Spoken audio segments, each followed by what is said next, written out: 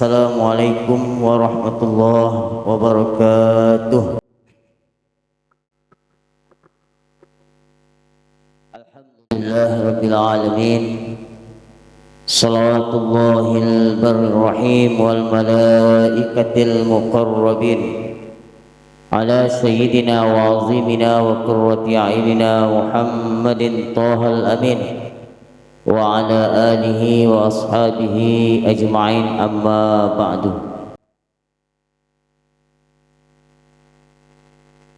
Yang sama-sama kita muliakan pengurus BPH Bagan Batu Hijrah beserta seluruh jajaran pengurus, ikhwan dan akhwat, terkhusus yang hadir pada sore yang penuh berkah ini. Kembali kita dapat berkumpul bersilaturahim dalam melaksanakan kajian rutin kita, yaitu setiap sore Jumatnya. Insyaallah kajian kita pada sore ini adalah bab nikah yang berkaitan dengan syurutuz zauji waz zaujati. Ini secara Ustaz jelas nggak? Jelas ya? Syurutuz zaujah, syurutuz zauji waz zaujati. Ya, artinya syarat calon suami dan calon istri. Artinya apa saja syarat bagi pengantin calon suami dan istri. Ya. Artinya sebelum kalian menikah, kalian harus tahu dulu, ya, syarat calon kalian itu apa. Begitu juga sebaliknya, supaya pernikahannya sah. Disebutkan di sini pertama calon suami. Ini yang untuk laki-laki, ya, para calon-calon suami ini. Ini dah calon semua kan? Ada yang sudah? Calon kedua ada? Pak Sabta ini kan? Sama apa, putra. Syurutuz zaujah kaunuhu halalan fala yasihhu nikahu muhrimin walau biwakilihi. Syarat yang pertama bagi calon suami itu adalah halalan. Apa arti halalan? Halal. Harus ada apa namanya? Stempel halalnya itu. Harus ada label halalnya. Bukan, maksudnya halal di sini bukan dalam keadaan muhrim. Artinya bukan dalam keadaan melakukan ibadah haji atau umroh. Jadi kalau kamu dalam mazhab imam yang tiga, Syafi'i, kemudian Maliki, kemudian Hambali, ya, tiga mazhab ini mengatakan bahwa orang yang lagi melakukan ibadah haji atau umroh atau yang disebut dalam keadaan muhrim, ya, muhrim itu artinya orang yang lagi melaksanakan haji atau umroh, ini tidak sah melakukan akad nikah. Paham ya? Jadi kalau walau diwakili, sekalipun dia wakilkan, ya, paham gak maksudnya? Kalau wakil itu begini, nikah itu kan bisa diwakilkan, ya kan? Bisa diwakilkan. Misal Bang Andre mau nikah, cuman dia grogi, ya, udah dihafal-hafal ini lafaz sirat akad ijab qabul itu tak hafal-hafal, padahal pendek, ya kan? Qabil tu nikah atau zijah, pendek ini, tapi nggak hafal-hafal.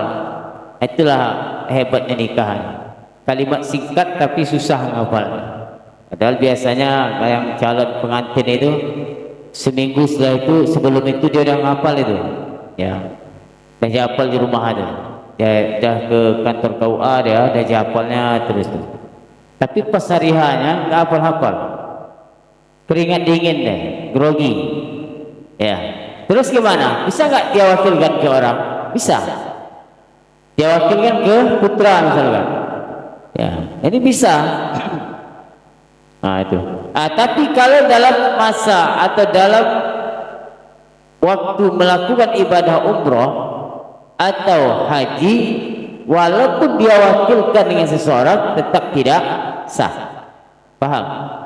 Ini. Jadi kaunuhu halalan, keadaan zauj atau calon suami tadi itu bukan dalam keadaan haji atau ibadah umroh. Maksudnya dalam keadaan muhrim. Tapi kalau dia tidak melakukan ibadah haji atau tidak melakukan ibadah umroh, tapi dia berada di tanah suci Mekah, ya nggak masalah. Yang nggak boleh ini apa? Yang nggak sah ini, dia lagi melakukan rukun umroh atau rukun hajinya.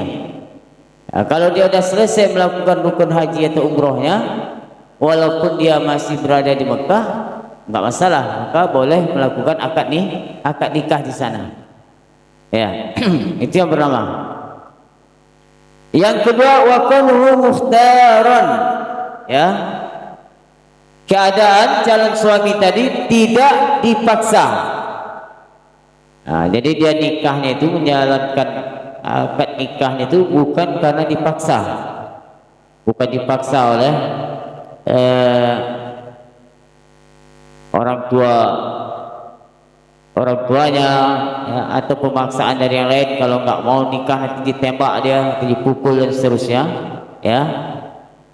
Kalau dipaksa maka tidak sah. Ya. Terus yang ketiga syaratnya, wa qawluhu muayyanan fala yasihhu nikahu ahadir rajulaini, ya. Kemudian yang ketiga, calon suami itu harus jelas, muayyanan, ya.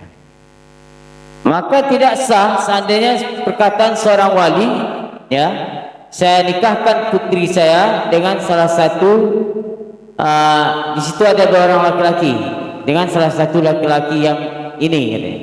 Sah nggak sah, ya. Kenapa? Karena tidak jelas. Atau misalnya seorang wali mengatakan, di sini banyak nih, ya, seperti ini contohnya. Kata dia, saya nikahkan putri saya dengan salah satu laki-laki yang ada di sini. Itu nggak sah. Ya, harus jelas dia dengan siapa yang ada di sini. Dengan putra kah, dengan Bang Jul kah, dan seterusnya. Ya, jadi harus jelas, tidak samar, harus muayyanan.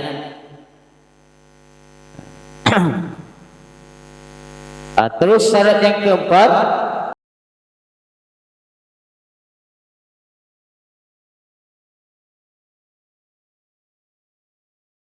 qawluhu aliman bismil mar'ati aw 'ainiha wa hilliha lahu fala yasihhu nikahu jahilin bi syai'in min dzalik. Calon suami tadi dia harus aliman, harus tahu. Arti alim itu yakin tahu dia bismil mar'ah, dengan nama perempuan calon istrinya itu.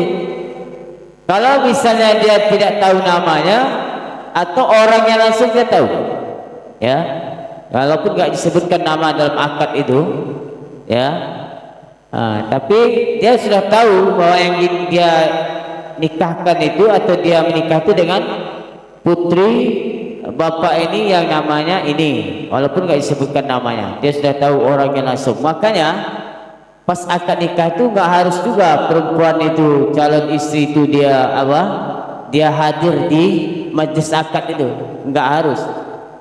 Ya, yang penting dia tahu, ya, perempuan yang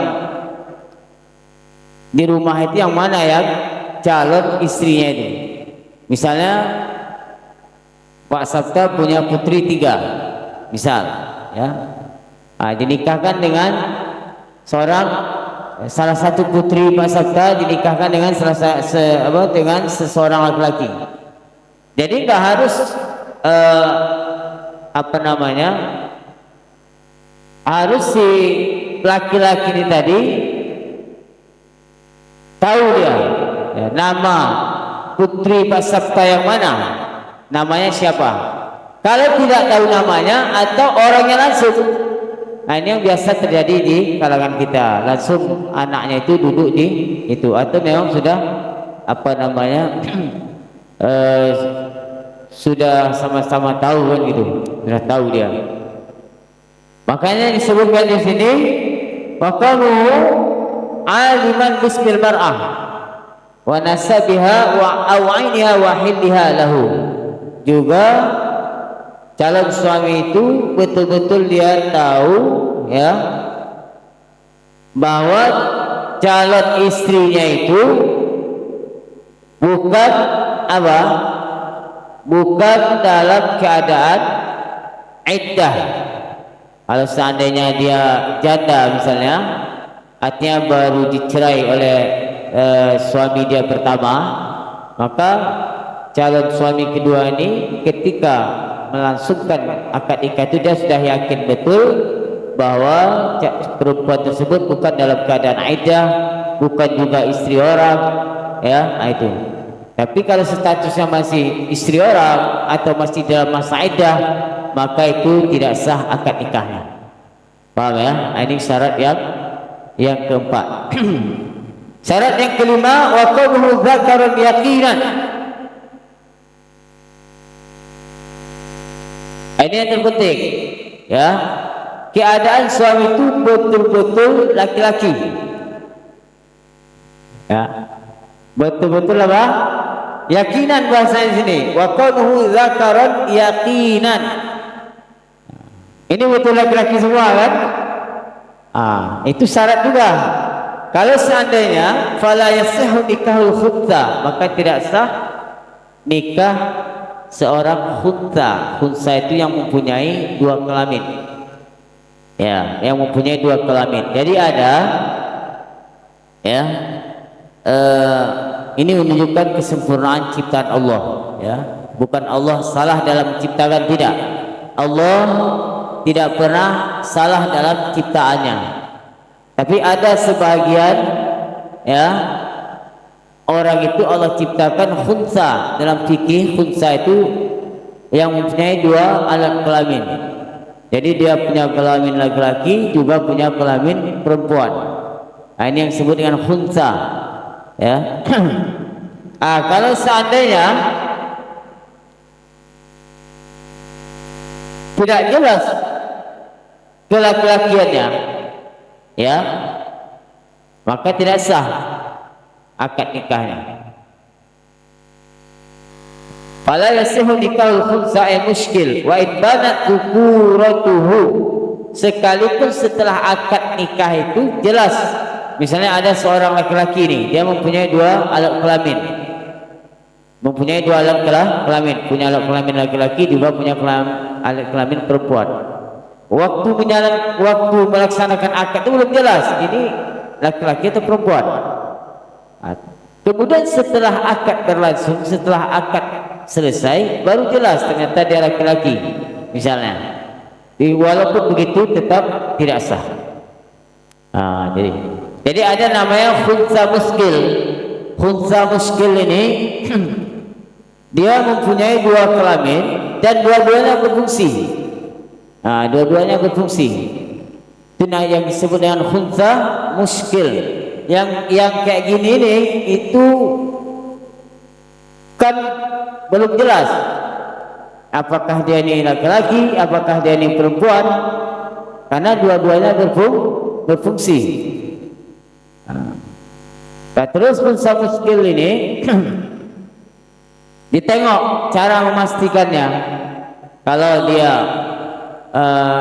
condongnya ke perempuan, berarti ini laki-laki, maka kelamin dia yang perempuan itu dibuang. Nah, itu ketahuannya kapan? Ketahuannya setelah dia dewasa.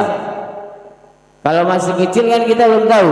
kalau dia masih anak kecil belum tahu. Kalau seandainya dua-duanya berfungsi, maka nanti tengok ketika dia ya berusia menanjak dewasa. Atau sebaliknya dia senang dengan laki-laki, cenderung dia ke laki-laki misalnya. Dia sering bergaul dengan perempuan, ya, dan senang dengan laki-laki. Arti dia ini apa? Perempuan. Maka kelamin yang laki-lakinya itu dioperasi, dibuang. Kalau seandainya terjadi itu dan dia melangsungkan akad pernikahan, ya, waktu akad itu belum jelas apakah ini perempuan atau laki-laki karena dia khunsa, mempunyai dua kelamin, maka itu tidak sah akadnya. Walaupun setelah selesai akad itu jelas ketahuannya bahwa dia ini laki-laki. Itu. Ya, jadi ada tadi 5 syarat untuk calon pengantin laki-laki. Pertama tadi apa? Bukan dalam keadaan ihram atau bukan dalam keadaan muhrim, ya. Muhrim artinya orang yang lagi melakukan umroh atau haji, ya, muhrim bahasa Arabnya. Kalau saudara artinya yang tidak sah nikah, itu namanya mahram. Namanya apa? Mahram. Kadang-kadang kita salah sebut, bukan muhrim, seharusnya bukan itu bahasanya, bukan mahram. Ya, ada laki-laki yang mau salaman sama kamu tanpa alas tangan, terus kau bilang bukan muhrim. Itu pengungkapannya salah. Yang betul apa? Bukan mahram. Kenapa? Apa beda mahram dengan muhrim? Kalau muhrim orang yang lagi melakukan ibadah haji atau umroh. Ya.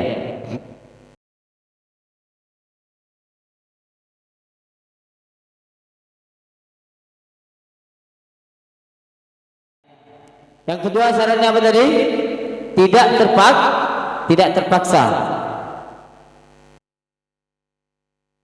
Kemudian yang ketiga,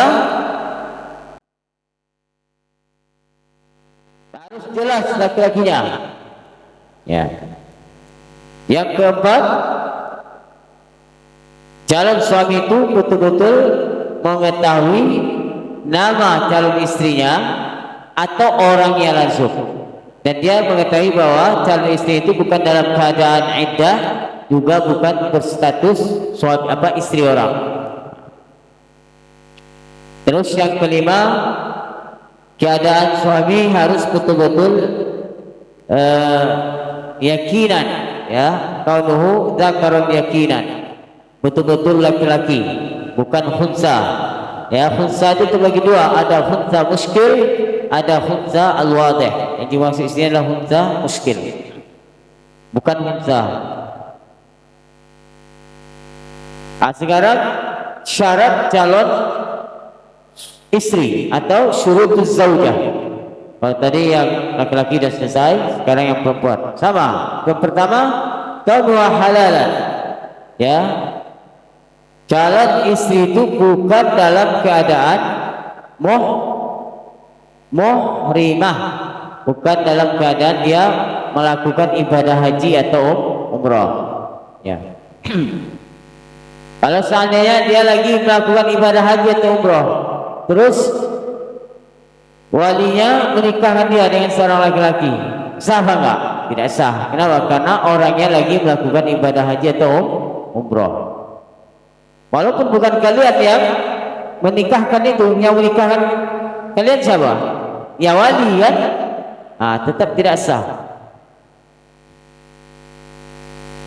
Kemudian waqaduha muayyanatan, juga jelas, ya. Jelas perempuan yang calon istri itu jelas, dia statusnya jelas.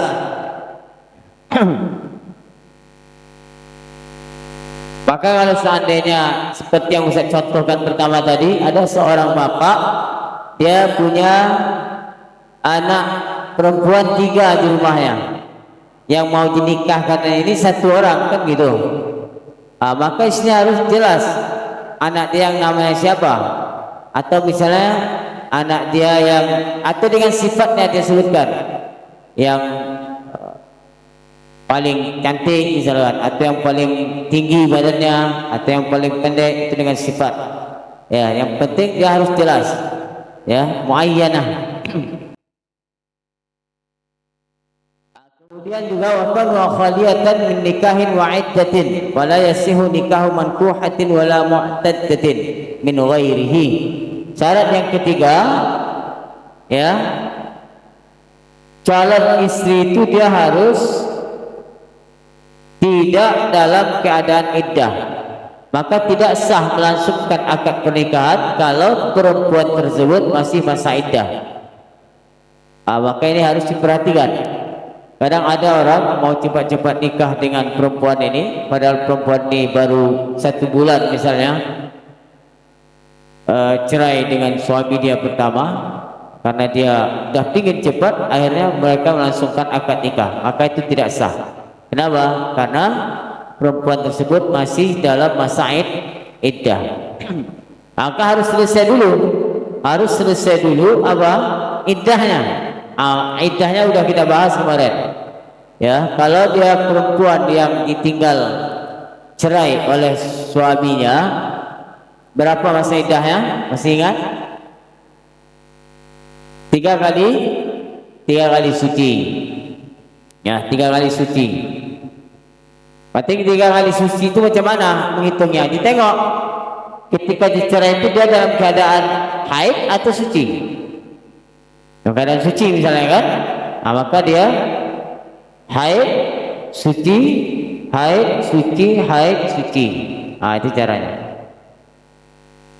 Kalau dia seorang perempuan yang ditinggal mati suaminya, maka iddahnya berapa lama? 4 kali suci. Berapa? 4 bulan 10 hari. Arba'at ashhur wa ashra. Nama Al-Quran sebutkan. Ya, 4 bulan 10 hari.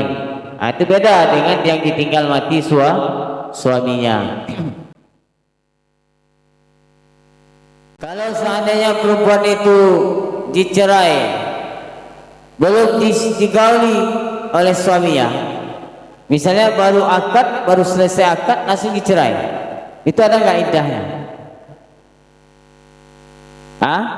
Masih ingat apa enggak? Ini lupa nih kajiannya.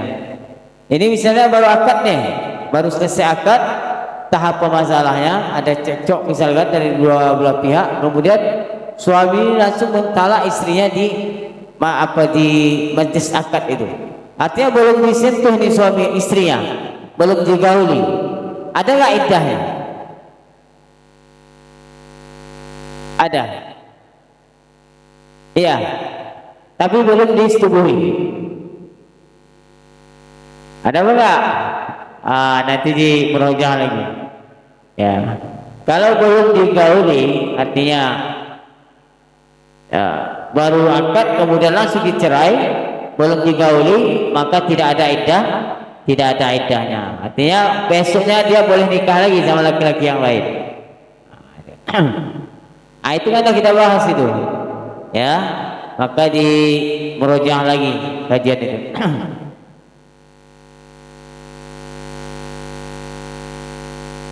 Juga sebaliknya ya, yang keempat syarat calon istri itu wakanha unsa yakinan, maka dia betul-betul perempuan, bukan khunsa tadi, bukan yang mempunyai 2 kelamin. Fala yasihhu nikahul khunsa wa in kanat unusatuhu, sekalipun setelah selesai akad nikah itu jelas bahwa dia adalah perempuan, juga tetap tidak sah. Itu dia.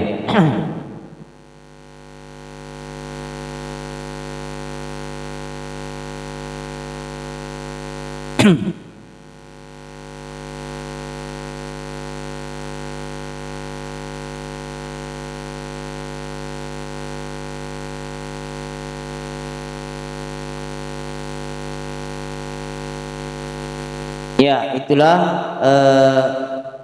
beberapa syarat calon suami dan calon istri. Maka sebelum kita melangsungkan akad pernikahan, maka syarat yang 5 tadi harus dipahami. Ya, ada sebagian orang tidak paham. Ya, dalam keadaan muhrim dia melakukan akad nikah, dalam keadaan ihram dia melakukan akad nikah.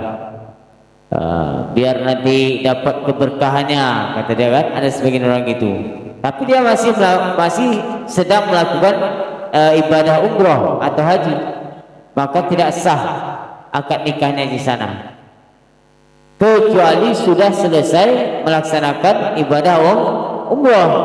Sudah selesai dia melakukan, sudah tahallul, baru dia melangsungkan akad nikah, nggak masalah walaupun di Mekah. Kalau orang bukan dalam keadaan melaksanakan ibadah haji atau umroh, nggak masalah, boleh dia melakukan akad nikah di Mekah atau di Madinah sana.